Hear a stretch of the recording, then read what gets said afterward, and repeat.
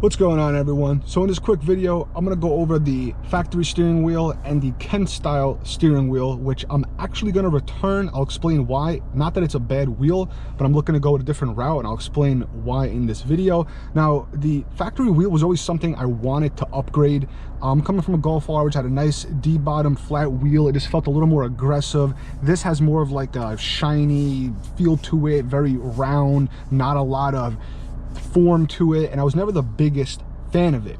So I looked online and this bad boy grabbed my attention. Now, this is the Kenstyle wheel. It looks beautiful. It adds the red stitching in here, which this kind of has too. It's a little nicer. The look and feel, the overall style, it's got the flat bottom D look. It's got beautiful 9 and 3 and 10 and 2 notches over here. Overall, it just feels great. It looks great. But the one thing that this does, let's see if we could take a look here. The one thing is, this is the exact same diameter as the factory wheel, except, let me take this off now and just kind of show you. It has a flat bottom, but what the Kenstyle does is it actually extends the material on the factory wheel to give it the appearance of a flat bottom. So it doesn't actually move up or anything or shrink in. It actually just adds material, you know, sticking out to like here, so to say, to create that flatter bottom.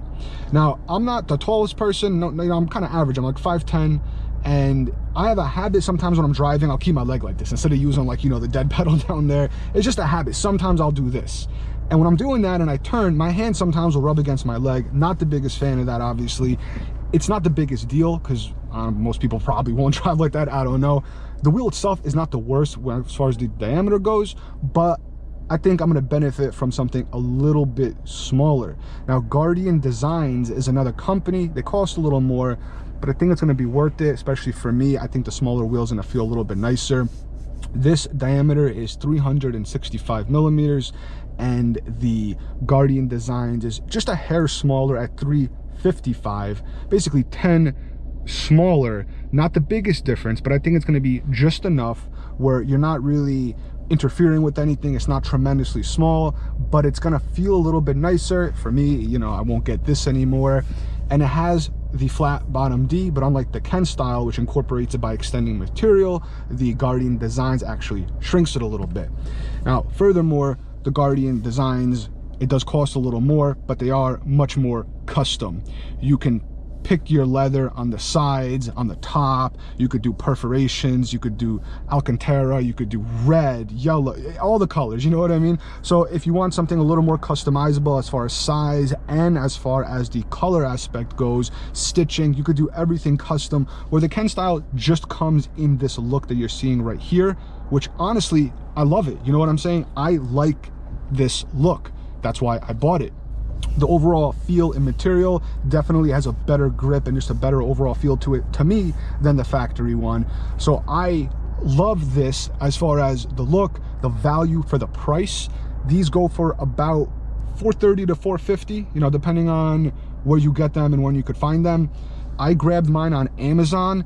I reached out actually to a distributor straight in Japan, and it was more expensive, obviously, than the company on Amazon, but I did ask them if the Amazon company was an authorized distributor. I don't want to get like a cheaper knockoff, especially when you're talking steering wheel and all this. They did confirm that they were an authentic distributor and reseller of Kenstyle, so I'll put the link into the description for the Amazon seller in case someone else is interested in this wheel, because overall it's a great wheel.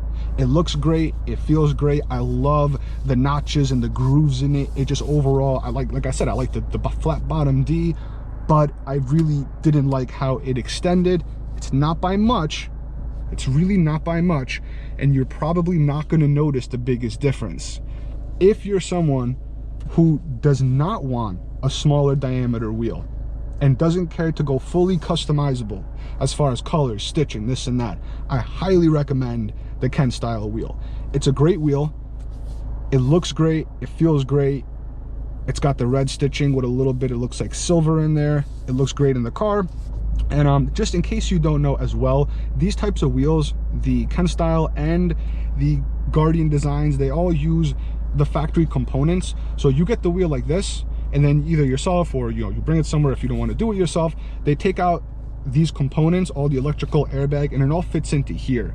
That's what I like about these. It's not like you're going to a aftermarket race wheel in the sense where you lose the functionality of the factory wheel. That's why I like these types of wheels, which are made with like usually they use a factory wheel to start and then they modify after that. So all the components here will come off of your factory wheel and put on the aftermarket wheel. The Guardian Designs and Kenstyle, I know, use that same layout where you use the same items here and you could put it in there. So that's kind of my take on this, the Kenstyle wheel.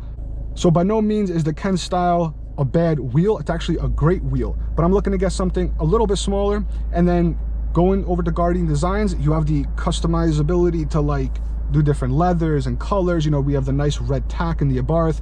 As you can see here, I have the red shift knob by Racing. We have red stitching on the interior and on the seats already. I got the shift boots by Redline Goods with the Napa, black Napa and red stitching. So I'll probably do something, maybe, I don't want to go too over the top. I'll probably go with some red somewhere. I'll have to see how I configure it. Now, I did say the price of the Kenstyle is about $430. The Guardian Designs, if you go for their basic circle, which is supposed to, I believe, be factory spec, I think it's not that much more at $500. The Corsa, I want to say is in, I think, $650. And then the Corsa D, which is the one with the flat bottom and it's 10 small, I think it's 10 millimeters smaller. I think that's $720. I'll pop it on the screen if I'm wrong about those prices, and maybe I'll actually dive into the website and kind of show you a little bit of the Guardian Designs if you're interested as well. I'm going to probably be going through that site and configuring it and reaching out to them as well. So real quick, we're just going to hop into the website like I was saying in that video and kind of just go through and show you a little more in depth. I did have the prices down. So the Classico, as they call, it's $500. I believe it's the same factory dimensions, although as you can tell, it is a lot chunkier and beefier than the factory wheel. Plus you still have all the customization options. In this example, you got the red noon marker up here, you have black leather top, bottom, and red perforated on the sides. You have the Corsa, which actually shrinks down the wheel to the 355, 10 millimeters smaller. That one, it's not updating the price, but it's actually $650. There you go. And it's still fully circular. And then we have the Corsa D, which is the one that I'm interested in, which is $720. It looks like there's a delay here in the price. There we go. That one has the flat bottom. Now this isn't changing live, so let me just pick one. For example, this would be your Corsa D, which is not allowing me to make it. There we go. So this one's the Corsa D, and it's got the little bit smaller diameter. It's got the flat bottom. This one is more basic with black on black with the black perforated on the sides. If we look here, this one they call the Corsa Zero, which has a flat bottom and a flat top. This one here, you see they have black Alcantara with some pretty unique stitching going on here with different colors. Then you have red solid leather on the bottom. Bunch of different configurations, as you can tell. And, you could pick your stitching color, your stitch pattern, the marker, if you want to add it or not, all these different things. I think from recollection, I remember looking on a couple other sites, some people were complaining that it was a little too chunky, some of them. So I think they actually have two options. You definitely want to reach out to them before placing an order, just to dial in all the fine details. For me personally, I would probably go with the Corsa D and not the super chunky one, because even the one like below that is still thicker and it has more dimension to it and more just aesthetics to it. It's gonna feel better.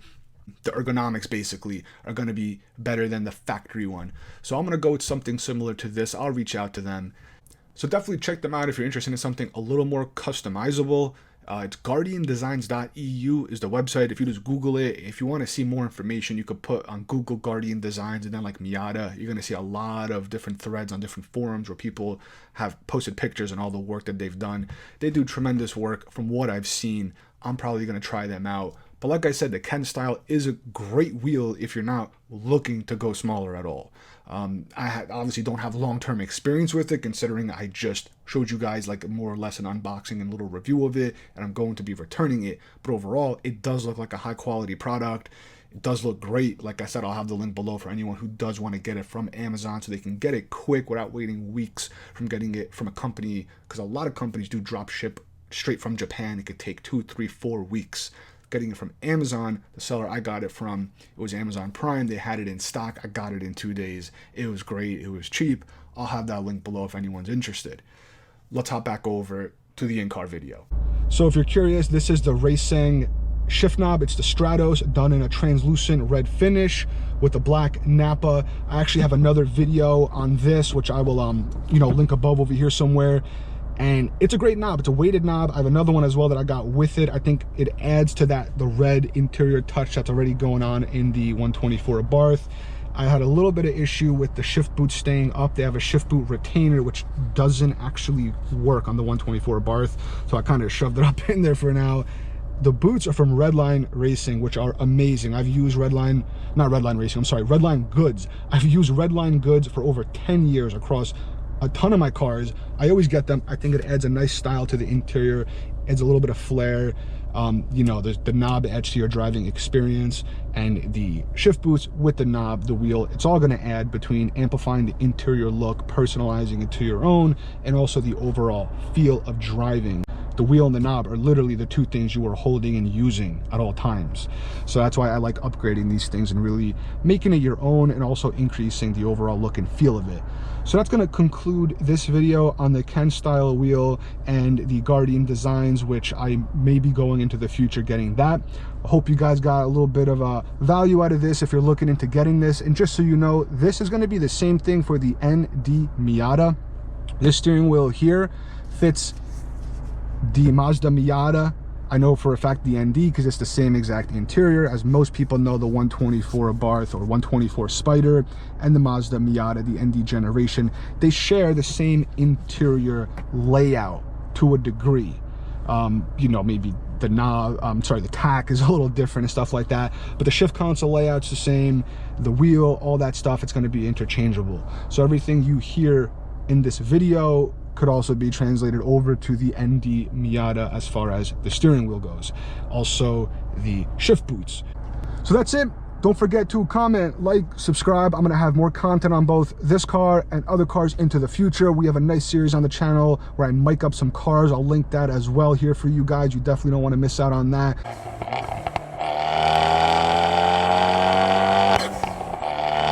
We have a lot of stuff we're going to be covering with my 124 Abarth and some other cars.